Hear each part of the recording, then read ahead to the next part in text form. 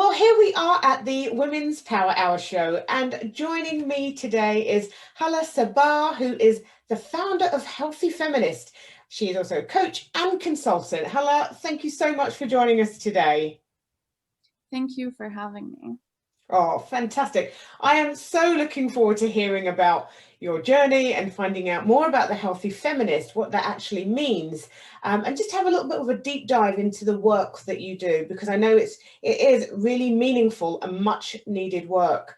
So let's kickstart really with just your journey. How did you end up, starting your own business? What was the catalyst towards that? Well, it started a few years ago. I was actually suffering from a few chronic illnesses, mainly endometriosis, which is a uterus issue that a lot of women struggle with. And when I was learning more and more about my chronic illness, I found out that endometriosis is understudied, misunderstood. It takes about 7 to 10 years for women to get diagnosed. And this got me really frustrated. So I decided to do a course on holistic health to learn more about my body and to understand better how to cope with such a chronic illness that doesn't have a cure. So I did a holistic health course in 2018. And after that, I found that there was a huge gap, especially in the Arabic speaking world, about such discussions.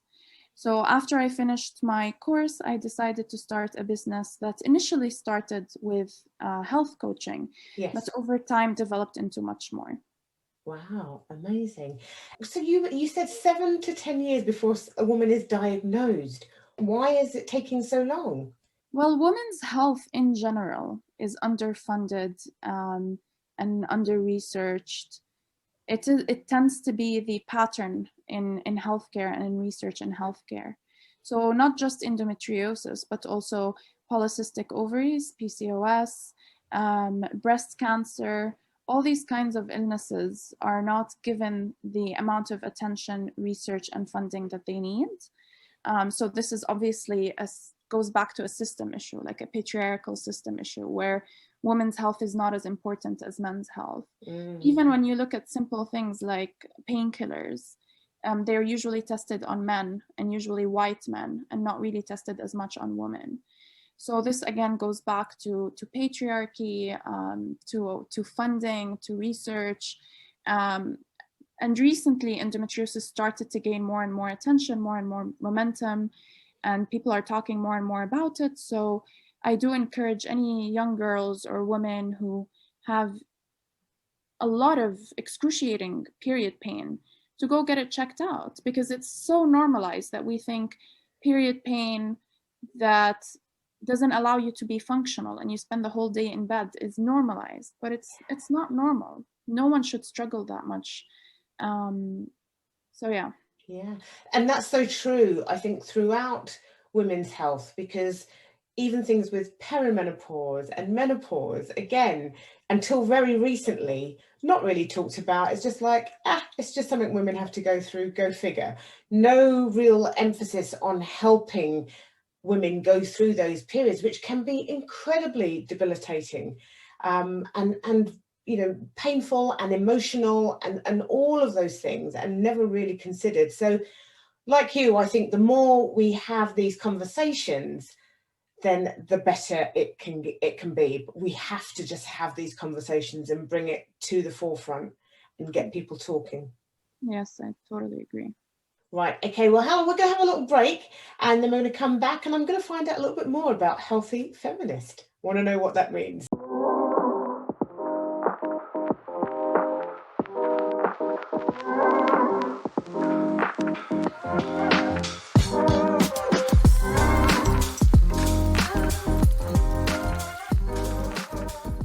Right, so we are back in the studio. We've got Hala Sabbah with us. She's just been sharing a little bit about her journey into starting her own business, and very much driven by her own health issues and challenges.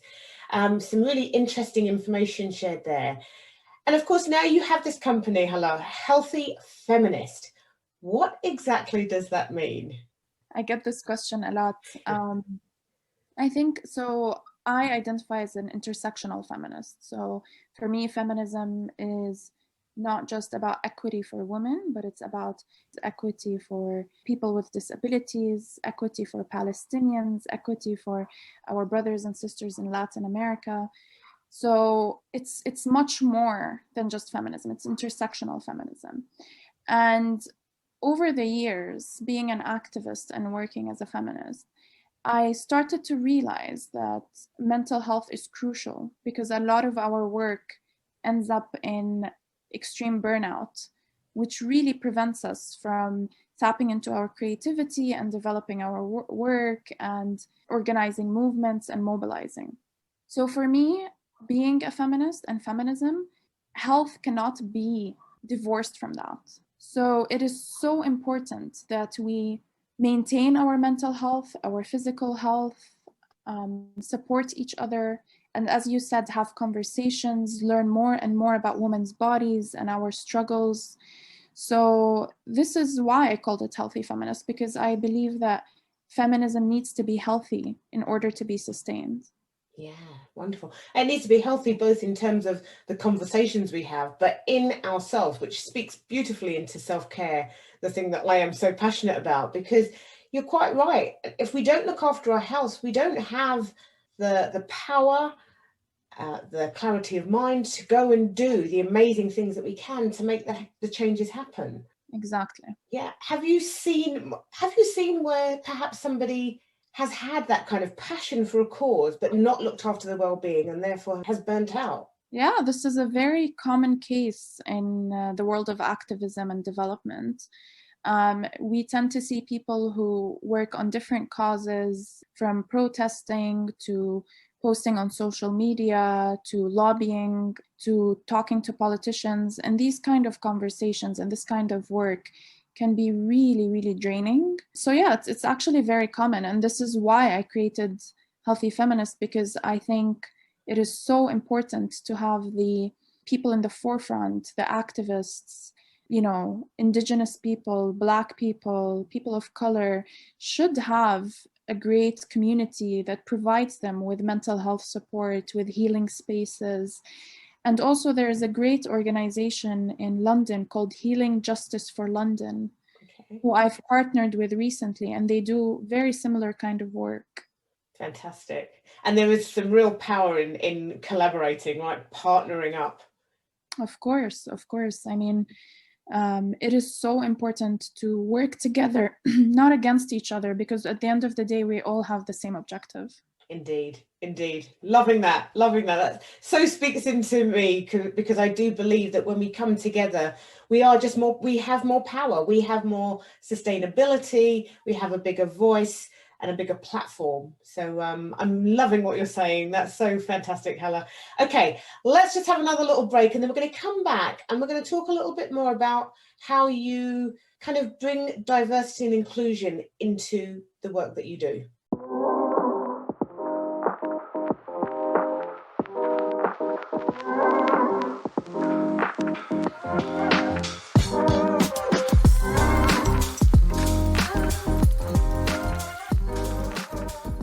Okay, so we're back in the studio and blessed to have Hala Sabbah with us today. She has been sharing her journey into starting her own business, the Healthy Feminist, and also telling us what it means, that whole term, Healthy Feminist, and that importance of looking after our well-being as we move forward and we want to see change and bring change into our world. Now, Hala, I also know that you bring diversity and inclusion with mental health into the work that you do, because diversity and inclusion has sort of become a bigger topic. I don't know why it ever wasn't just a big topic anyway, but it's one of those things. We've opened the door, we're now having more conversations.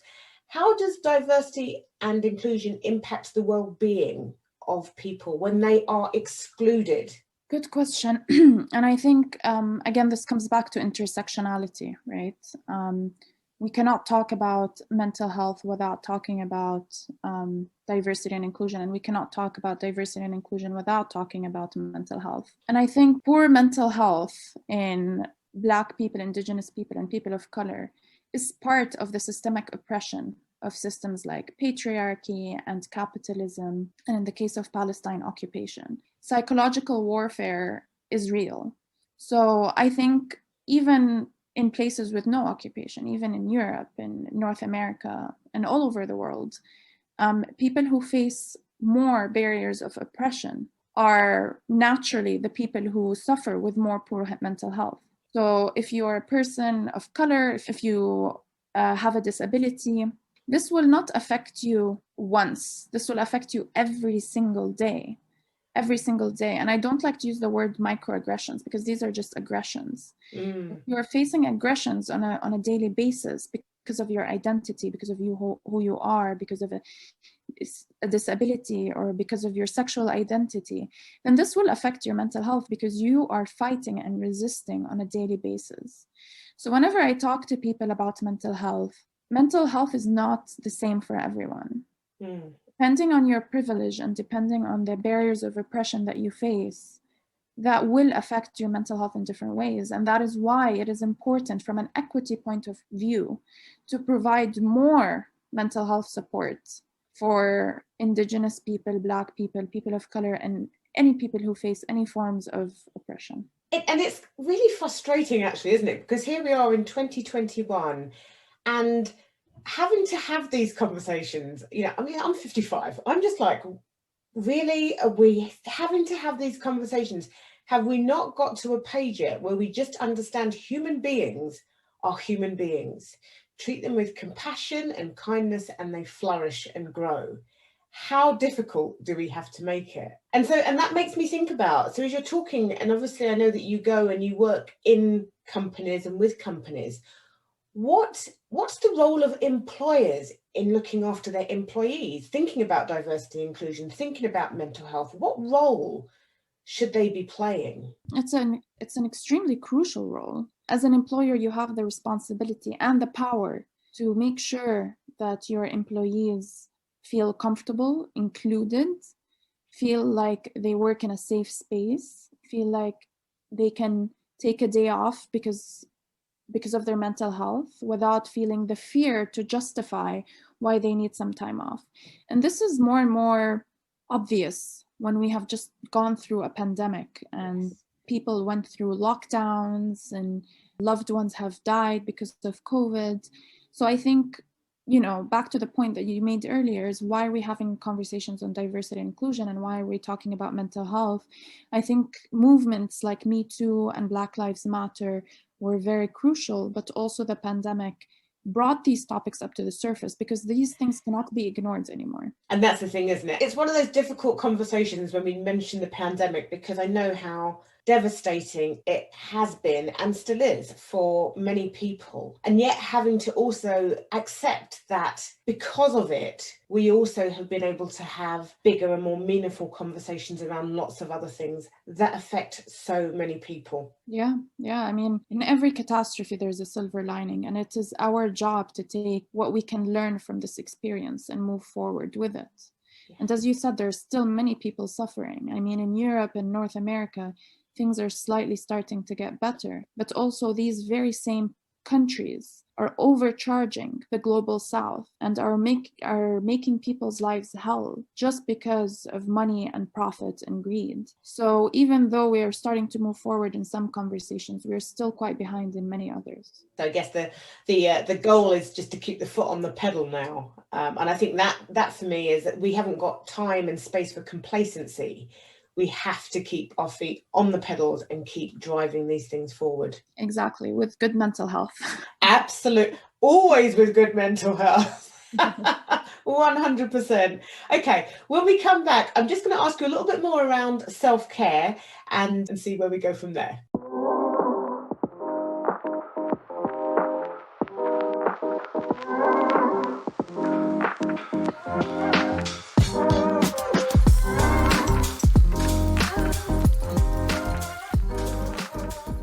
Right, so here we are in the studio with Halas Sabbah. She's been sharing some great insights around diversity and inclusion, mental health, the role that employers need to take, really step up to and take around their employees' well-being.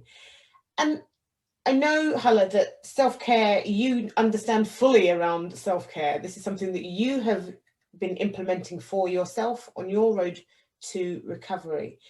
What would you say to those who are, and I'm going to say women specifically, because this is Women's Power Hour after all, but for those women who are, living life in the fast lane, and by that, busy work, busy home, busy, so busy that they don't craft time for self, what would be your message to them? I think my message is even something as simple as 5 minutes every morning or 5 minutes every evening, where you just put music you like or meditation that you like, or even something religious like Quran or something from the Bible, and you sit and you listen to it, you close your eyes and you try to disconnect. That alone can make a huge difference. It's not about bubble baths or yoga. It is, I mean, those are great forms of self-care, but even simply just having the ability to disconnect, putting your phone away, switching the TV off, and just having a moment for yourself, taking a few deep breaths, relaxing your body, this can be very, very impactful. Yeah. Oh, so true, so true. And it's funny that you mentioned the bubble baths, because I know whenever I speak to people about self-care, they're just like, oh, is that like going to get your nails done and going to the hairdressers? I'm like, oh my gosh, no. I mean, yes, that's all fine and dandy, but that is not what self-care is really about at its heart, because self-care is how you show up at work, whether you take your breaks or not. Taking a break is self-care. It's not a luxury, it is about taking 5 minutes to just discharge all the crazy of the day, like you said, being able to sit and be. Exactly. And self-care is not always pretty. No. Self-care can be very difficult. Setting boundaries with family, especially for those of us who come from collectivist cultures, having very strong boundaries is extremely important. And the beginning of setting these boundaries, especially if they've never existed before and no one in your family have set these boundaries before, it's extremely difficult. But once you've set those boundaries and they're clear, and the other people stopped resisting those boundaries, then that is self-care, because now you don't have to feel like someone is crossing your boundaries or upsetting you at all times. So that in itself is also an important journey of self-care. Self-care is not always pretty. Sometimes it's really, really difficult. Yeah, definitely. I mean, there's definitely some locking horns that carries on. But for all the right reasons and for better outcomes, because as you said, for me, healthy boundaries is one of the top things that I talk about in the world of self-care, in that you must if you have no boundaries, do not expect people to respect your time, because really what you're saying is you don't respect your time, right? So those boundaries are essential, not just to set them though, but also to share them with the people in your life, to let them know this is what I'm doing, this is why it's important.